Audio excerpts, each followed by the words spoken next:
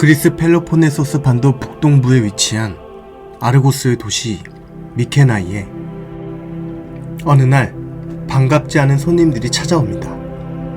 그들은 미케나이의 왕 엘렉트리온과는 사실상 아주 먼 관계에 놓인 푸테렐라우스의 아들들이었습니다. 그들의 고조부는 엘렉트리온의 형제 메스토르로 같은 아버지 페르세우스를 둔 혈통이었지만 지금에 와서 영토 문제를 들고 나선다는 것은 엘렉트리온의 입장에서 기가 막힌 일이었습니다. 그럼에도 불구하고 그들은 잊혀진 혈통의 이름을 내세우며 오래전 잃어버린 왕권을 되찾으러 왔다고 주장했습니다. 정말 예의라고는 찾아볼 수 없을 만큼 성안의 모습을 드러내자마자 백성들에게 사사건건 시비를 걸고 아낙네들에게조차 못된 손짓을 보이는 그들의 행동은 같은 민족이라고 믿기 어려울 정도였습니다. 엘렉트리온에게 그들과의 협상은 애초에 선택지에조차 없었습니다. 그는 더 이상 시간을 끌 이유도 없이 얼굴조차 마주하지 않은 채 신하를 시켜 영토 문제에 대한 요구를 단호히 거절해버렸습니다. 그들의 분노는 곧 행동으로 드러났습니다. 순식간에 아수라장이 되어버린 성안. 그들은 솥대가 있는 우리를 부수고 가축들을 몰아 달아나려 하기까지 했습니다.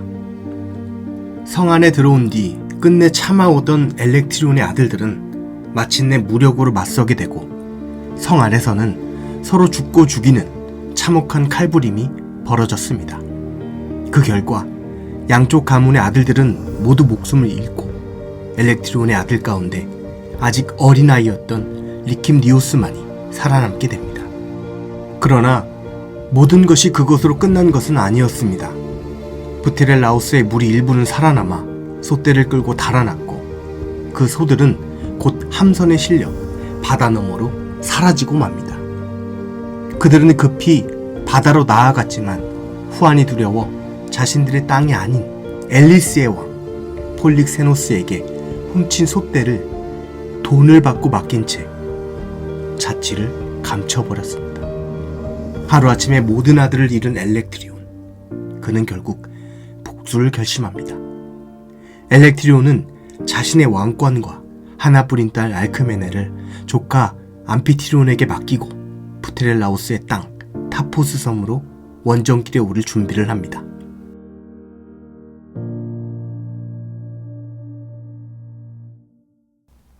한편 암피티리온은 무리들이 솥대를 끌고 달아나는 모습을 지켜보았다가 그들의 행적을 따라가 그들이 돈을 주고 넘겼던 솥대를 다시 폴릭세노스에게 값을 지불하고 되찾아옵니다. 그가 이 같은 행동을 하는 데에는 다 이유가 있었습니다. 사실 암피티리온은 이미 오래전부터 엘렉트리온의 하나뿐인 딸 알크메네를 마음에 두고 있었기 때문이었습니다. 그래서 그는 솥대를 다시금 미케네로 되찾아 온 것이었습니다. 그러나 그때 예기치 못한 비극의 한 장면이 그에게 연출되는데 그가 값을 지불하고 다시 되찾아온 솥대를 성 안으로 몰고 오던 중 암소 한 마리가 무리에서 이탈해버리는 일이 벌어졌습니다. 암피티리온은 그 소를 다시 무리로 돌려놓기 위해 들고 있던 막대기를 있는 힘껏 소를 향해 던져버렸는데 하필 그 막대기의 끝이 암소의 뿔에 튕겨 군을 정비하고 있던 엘렉트리온의 목에 꽂히고 마는 것이었습니다.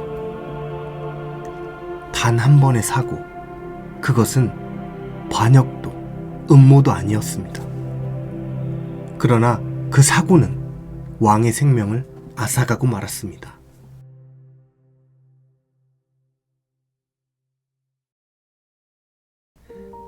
그날 밤 미케나이의 유력자들이 모여 왕의 빈자리에 누가 이어나갈지를 놓고 논의를 하기 시작했습니다. 그 중심에는 엘렉트리온의 형제 스테넬로스가 있었습니다. 그는 암피티론의 추방을 강력하게 주장했고 그 주장은 곧 모든 이들의 동의를 얻게 됩니다. 그날 하루 만에 미케나이의 왕권이 스테네로스의 손에 넘어가게 되었습니다.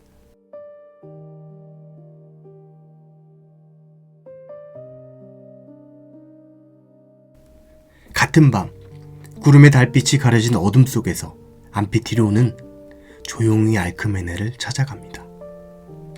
그는 모든 것이 사고였음을 고백하며 씻을 수 없는 미안함을 전했습니다. 그리고 이어서 자신의 본심을 말했습니다. 제가 당신을 지켜드리겠습니다. 그는 이 도시를 함께 떠나자고 조심스럽게 제안했습니다. 사실 알크메네는 아버지의 또 다른 형제 스테넬로스의 권력에 대한 야심을 알고 있었습니다. 늘 아버지의 뒤에서 기회만을 엿보던 그의 눈빛은 그야말로 그녀에게 소스라치는 공포였습니다. 그래서 암피트리온의 제안을 거절할 이유가 딱히 없었습니다. 다만 그녀는 배다른 동생이지만 성 안의 사투 끝에 살아남은 어린 동생이 걱정되어 함께 데려가 주기를 부탁했습니다. 그리고 또 하나, 소중했던 오라비들의 생명을 앗아간 그들에게 복수해달라고 암피트리온의 손을 꽉 잡으며 말했습니다. 미안함과 죄책감 속에서 암피트리온은 그녀에게 고개를 끄덕였습니다. 미케나이의 끝자락, 아무도 없는 해안에 정박한 배 한 척. 암피트리온, 알크메네, 그리고 어린 동생 리킴니오스는 그 배에 몸을 싣고 테바이를 향해 떠납니다.